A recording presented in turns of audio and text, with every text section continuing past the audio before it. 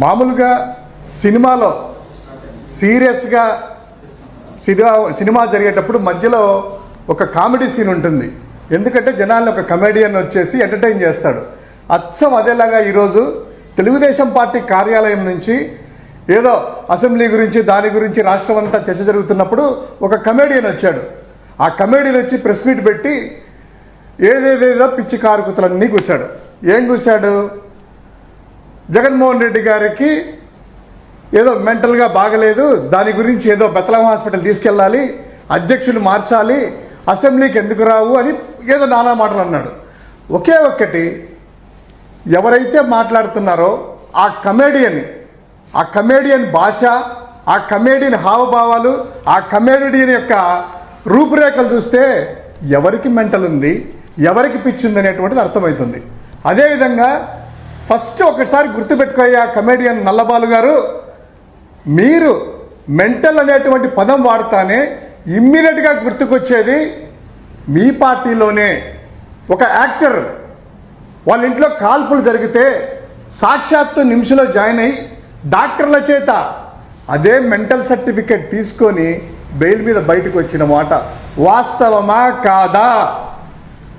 అదేవిధంగా సాక్షాత్తు నారా లోకేష్ చిన్నాన్న అంటే మీ పార్టీ అధ్యక్షులు చంద్రబాబు నాయుడు గారి యొక్క తమ్ముడు రామ్మూర్తి నాయుడు గారు మాజీ ఎమ్మెల్యే ఆయనను ఇంట్లో గొలుసులతో కట్టేశారని మీ పార్టీ అధ్యక్షుల వారి యొక్క బంధువే నార్నే శ్రీనివాస్ గారు అన్నారు. అవునా కాదా?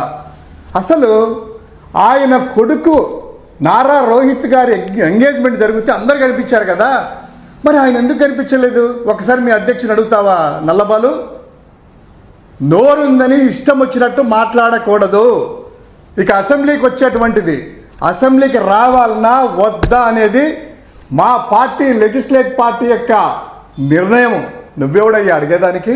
నీకేం హక్కు ఉందయ్యా? సరే, నువ్వేదో అంటున్నావు కదా అసెంబ్లీకి రాకుండా ఒరే అంట, నీ లాంగ్వేజ్లో చెప్పంటే కమెడియన్ గాడు ఒరే అంట. నేను కూడా నాకు సంస్కారము పక్కన పెడితే మా అధ్యక్షుల వారు మా సంస్కారం వద్దమ్మా అనేసి మాకు చెప్తే ఒరే అసేయ్ అని మేము కూడా మాట్లాడగలం. నీ యొక్క చీఫ్ బాడీ లాంగ్వేజ్తో ఇష్టం వచ్చినట్టు మాట్లాడుతున్నావు కదా.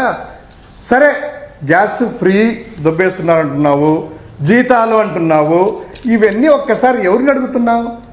అంటే నవంబర్ 19, 2021 సంవత్సరం గుర్తుందా నల్లబాలు? అరే కమెడియన్ గుర్తుందా?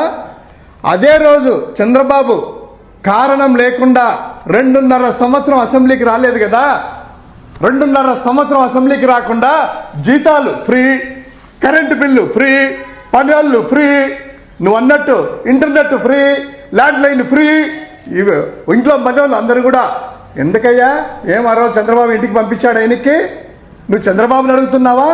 అదేవిధంగా పార్టీ వ్యవస్థాపక అధ్యక్షులు నందమూరి తారక రామారావు గారు 1993 సంవత్సరం ఆగస్టు 13న ప్రతిపక్ష నాయకుడు అప్పుడు రామారావు ఉన్నాడు కదా.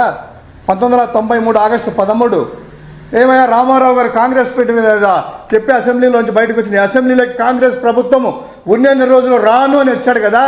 ఆ రోజు రామారావు గారు ఫ్రీ కరెంటు, ఫ్రీ జీతము, ఫ్రీగా పనులు, ఫ్రీగా ఏసీ టికెట్లు, ఇవన్నీ నువ్వు చెప్పినట్టుగా ఇవన్నీ తీసుకున్నారు కదా. ఇవన్నీ కూడా నువ్వు అలా అంటున్నావు. వాళ్ళని తిట్టలేక, చంద్రబాబు నాయుడు నువ్వు తిట్టలేక 2.5 సంవత్సరం ఎందుకు తీసుకున్నావా అని రామారావు తిట్టలేక జగన్మోహన్ రెడ్డి గారి మీద అంటున్నావా? ఇంకోటి మీరు అన్నారు కదా ఏదో అధ్యక్షులు మార్చుకోండి, భారతమ్మ గారిని కూడాను ఏకవచనంతో మేము కూడా అనొచ్చు, మీ అధ్యక్షుల వారి యొక్క కుటుంబ సభ్యులను కూడా మేము కూడా అనొచ్చు. కానీ మాకు సంస్కారం అనేటువంటిది వైఎస్ఆర్ కాంగ్రెస్ పార్టీ అధ్యక్షులు జగన్మోహన్ రెడ్డి గారు సంస్కారబద్ధంగా ఉండమన్నారు కాబట్టి మా పార్టీ సంస్కారం ప్రకారం మేము కూడా అవన్నీ అనలేదు. ఇంకో అధ్యక్షుల వారు ఏదో మార్చుకోమని ఇది చెప్తున్నావు కదా, రాష్ట్రం అంతా డిస్కస్ చేస్తూ ఉంది. అదేవిధంగా మీ వ్యవస్థాపక అధ్యక్షులు అన్నారు ఔరంగజేబు కంటే హీనుడు అని.